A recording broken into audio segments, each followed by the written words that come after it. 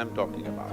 Attention not even about something, just being attentive. In the yogic systems, we have what is called as dashavadanis, shatavadanis. What this means is, a man will do 10 things at the same time.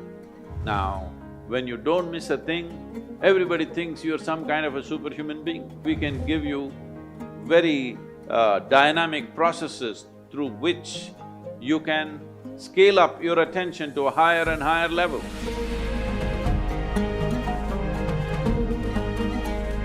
My question is, what means focus to you, and which way can we apply focus in our daily life?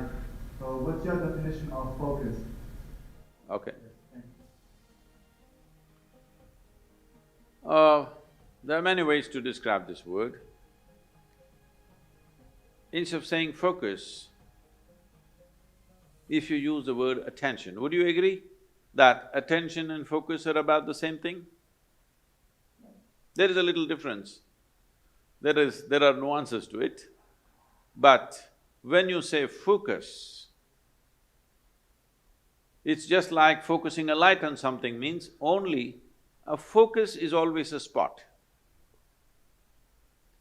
Attention can be much more widespread. See, right now, if you have clear vision, I'm having problems seeing the young man because you kept him in darkness there in the hall but if the hall was well lit, I don't have to focus myself to see the people who are sitting here. I just need attention. If I'm attentive, I will see all the people here the way they are. But now I get interested in this one young man, then I need focus. If I had only focus without the general attention about everything around me, indiscriminate attention I'm talking about, attention not even about something, just being attentive only because there is a certain level of attention and awareness within you, you even know that you exist. Otherwise, let's say in sleep, in your experience, neither the world exists nor you exist, all that's happened is there is no attention. Because there is no attention, there is no perception of any kind. So first thing is attention, that there is a general grasp of everything. Then there is a particular interest. Then we focus it down to that particular interest. So what is the purpose or what is the definition of focus? What is the use of focus? Where can focus get us?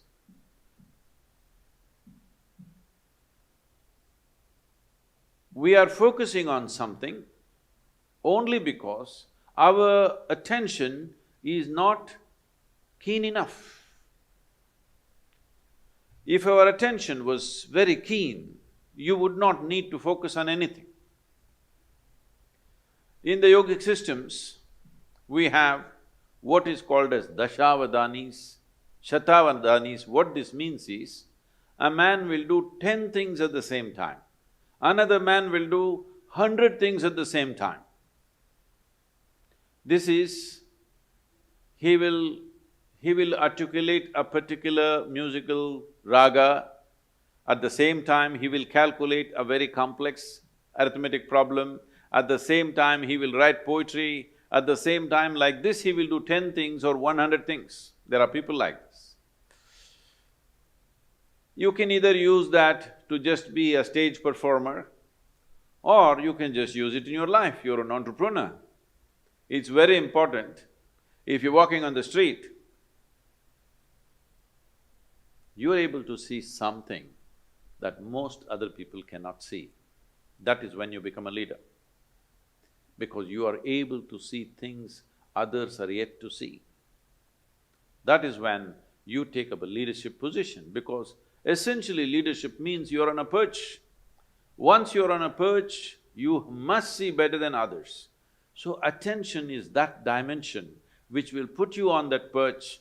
If your attention has to be very keen about everything, then you should stop discriminating in terms of, I like this person, I don't like this person, this is good, this is bad, this is nice, this is not nice, this is useful, this is not useful.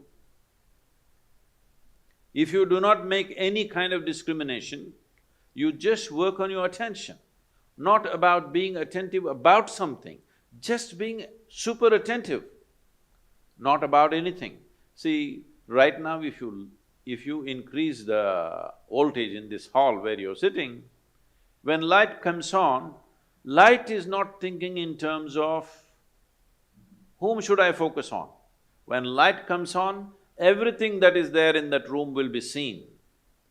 This is important. This is a very important aspect of yogic process is that we go on working on our attention, that we keep on keying up our attention to a higher and higher level, a higher and higher voltage and intensity. Now, we don't encourage focus because focus means consolidate all that attention and put it on one person. Suppose you invested your entire focus on one spot and you found nothing worthwhile in that spot, what will you do at the end of your life? This is what is happening to most lives. Now, you just work on making your attention itself so keen that even if somebody focuses on something, they won't be that keen. If your attention is that keen, you won't miss a thing in this universe. Now, when you don't miss a thing, everybody thinks you're some kind of a superhuman being. No, no, no, this is not about being superhuman. This is about realizing being human itself is super. So, if you cultivate your attention, we can give you very dynamic processes through which you can scale up your attention to a higher and higher level. How clearly you see determines how successfully you walk this life, there's no question about it. How much lack of clarity there is in you, that much blundering you will do in your life. Simply there is no question about this. So, if one has to first of all, work towards cultivating this attention, first thing is you stop your sense of discriminatory looking, that you don't look at this person, oh, this is a man, this is a woman, this is a dog, this is this, this is that. Simply pay attention without any judgment. If you just pay attention to anything and everything without any judgment, you will see, if you just pay attention to an ant, there are phenomenal things. You're in Germany, who knows if you pay enough attention to an ant, you may come up with the best automobile on the planet because I have not seen any machine moving with as much dexterity as an ant moves. But I think nobody has paid enough attention to an ant.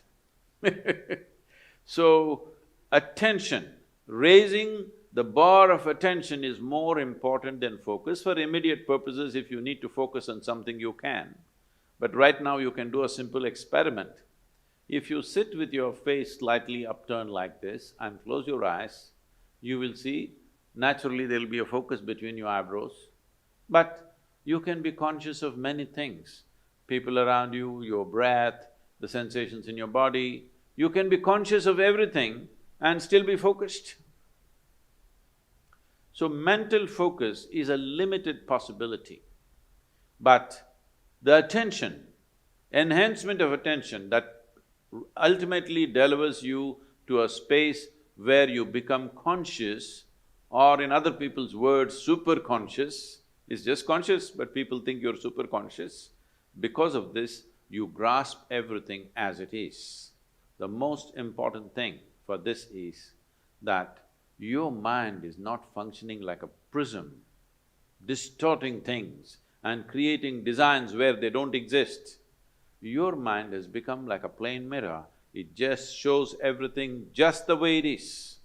Only when you see everything just the way it is, you will have the ability to handle everything sensibly, otherwise you make a mess out of many things. And this is very important for an entrepreneur because you don't have a job